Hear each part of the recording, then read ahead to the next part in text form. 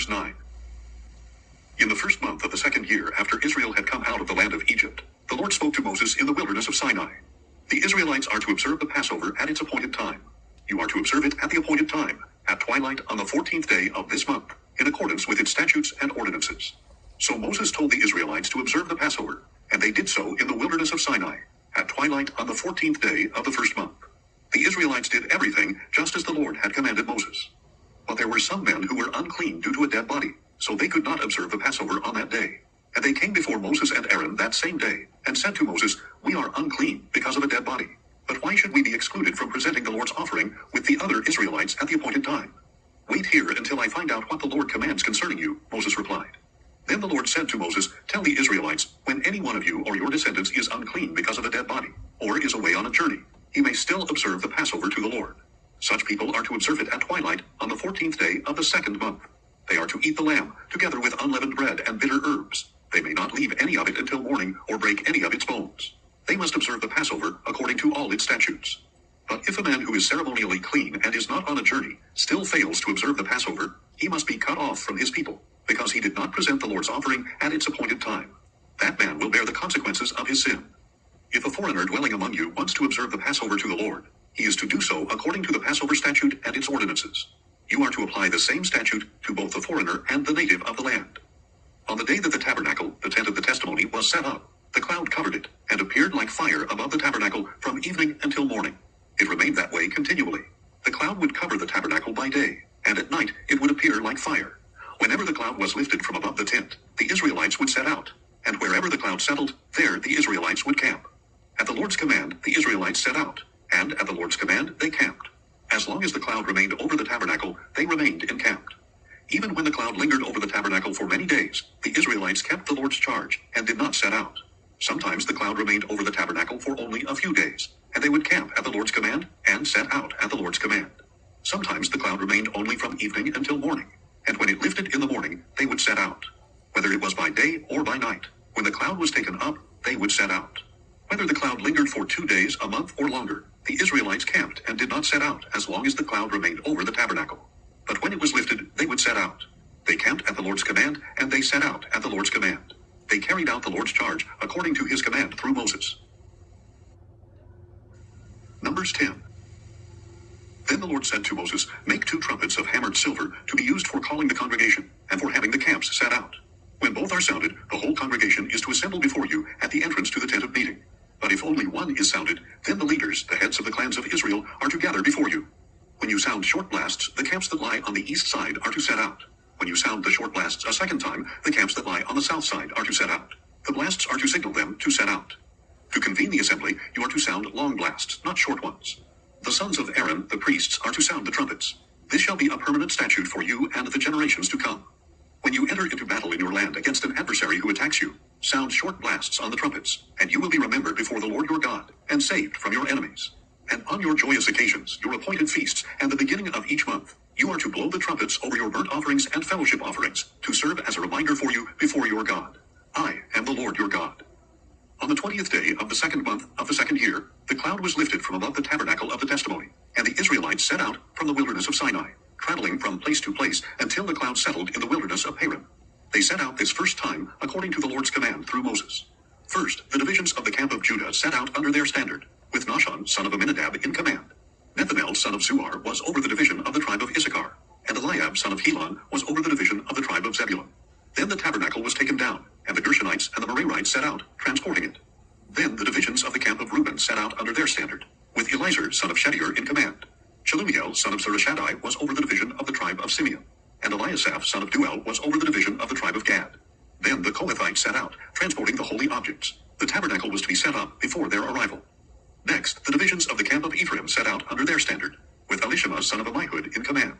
Gamaliel son of Pedazur was over the division of the tribe of Manasseh, and Abidan son of Gideoni was over the division of the tribe of Benjamin. Finally, the divisions of the camp of Dan set out under their standard, serving as the rear guard for all units, with Ahiezer son of Ammishaddai in command. Pagiel son of Ochran was over the division of the tribe of Asher, and Ahira son of Enan was over the division of the tribe of Naphtali. This was the order of march for the Israelite divisions as they set out. Then Moses said to Hobab, the son of Moses' father-in-law Reuel the Midianite, "We are setting out for the place of which the Lord said, 'I will give it to you.' Come with us, and we will treat you well, for the Lord has promised good things to Israel. I will not go, Hobab replied. Instead, I am going back to my own land and my own people. Please do not leave us, Moses said, since you know where we should camp in the wilderness, and you can serve as our eyes. If you come with us, we will share with you whatever good things the Lord gives us.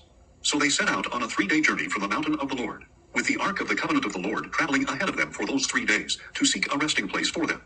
And the cloud of the Lord was over them by day, when they set out from the camp. Whenever the ark set out, Moses would say, Rise up, O Lord, may your enemies be scattered, may those who hate you flee before you. And when it came to rest, he would say, Return, O Lord, to the countless thousands of Israel. Numbers 11. Soon the people began to complain about their hardship in the hearing of the Lord. And when he heard them, his anger was kindled, and fire from the Lord blazed among them, and consumed the outskirts of the camp. And the people cried out to Moses, and he prayed to the Lord, and the fire died down. So that place was called Taberah, because the fire of the Lord had burned among them. Meanwhile the rabble among them had a strong craving for other food. And again the Israelites wept and said, Who will feed us meat? We remember the fish we ate freely in Egypt, along with the cucumbers, melons, leeks, onions, and garlic. But now our appetite is gone. There is nothing to see but this manna.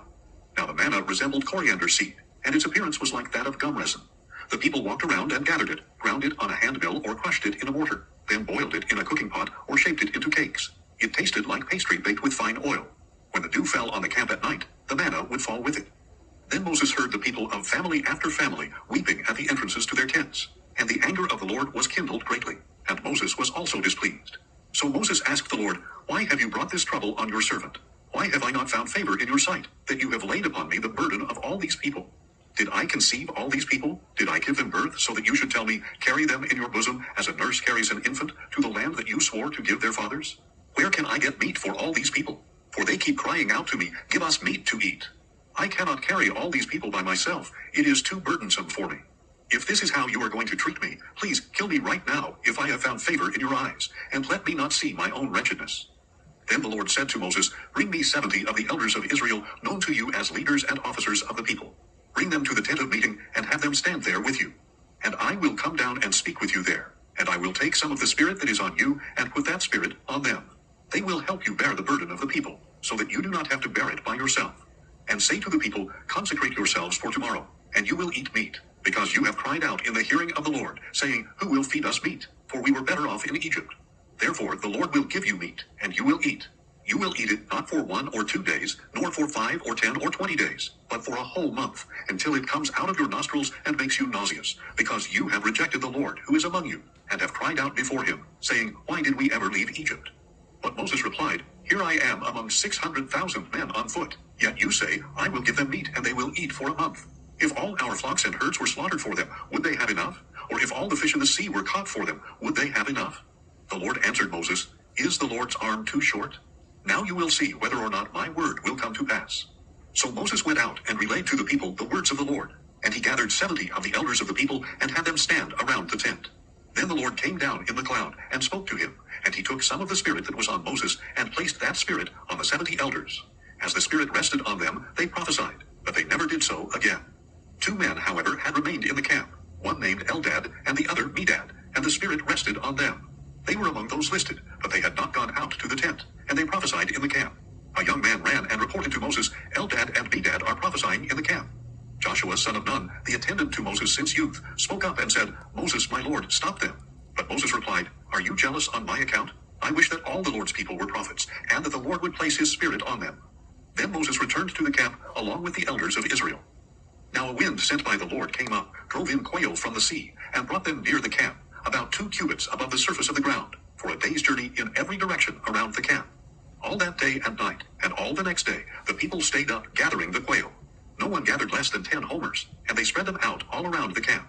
But while the meat was still between their teeth, before it was chewed, the anger of the Lord burned against the people, and the Lord struck them with a severe plague. So they called that place Kibroth Hattaavah, because there they buried the people who had craved other food. From Kibroth Hattaavah, the people moved on to Hazeroth, where they remained for some time.